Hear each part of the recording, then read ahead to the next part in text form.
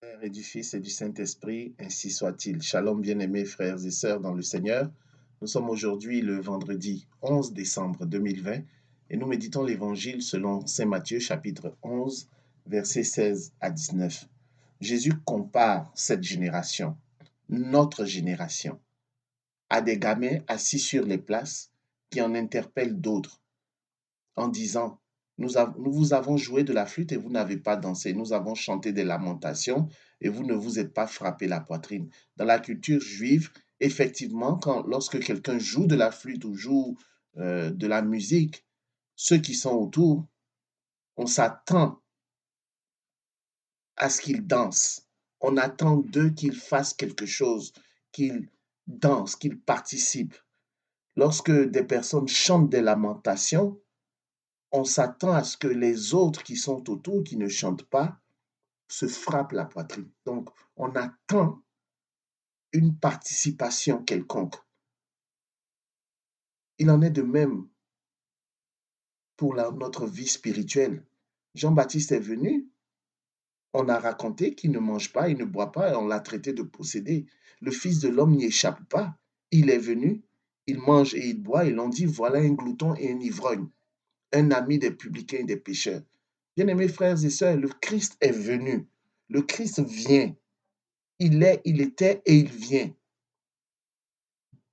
On attend de toi et de moi que nous sortions à sa rencontre, que nous allions l'accueillir, que nous préparions notre cœur à le recevoir, que nous préparions notre vie intérieure à le recevoir. Voilà ce qu'on attend de chacun de nous. Hélas, nous allons plutôt nous vautrer dans nos lamentations, dans nos prétextes de tous ordres pour ne pas accueillir le Christ. Le Christ vient dans ce temps de l'Avent qui est un temps de préparation où les textes de l'Évangile parlent beaucoup de Jean-Baptiste. Jean-Baptiste est un précurseur de Jésus-Christ de Nazareth.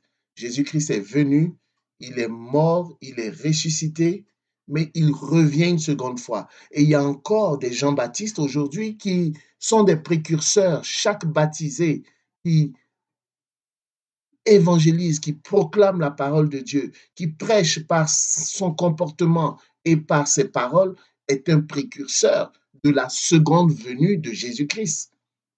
À toi, à moi, de nous préparer, d'apporter notre participation. La participation qu'on attend de chacun de nous, c'est de l'accueillir, c'est de l'accepter. Car il est la sagesse de Dieu, il est la sagesse révélée. Et cette sagesse continuera de se manifester, que nous l'accueillons, que nous ne l'accueillons pas. Au nom du Père et du Fils et du Saint-Esprit, ainsi soit-il.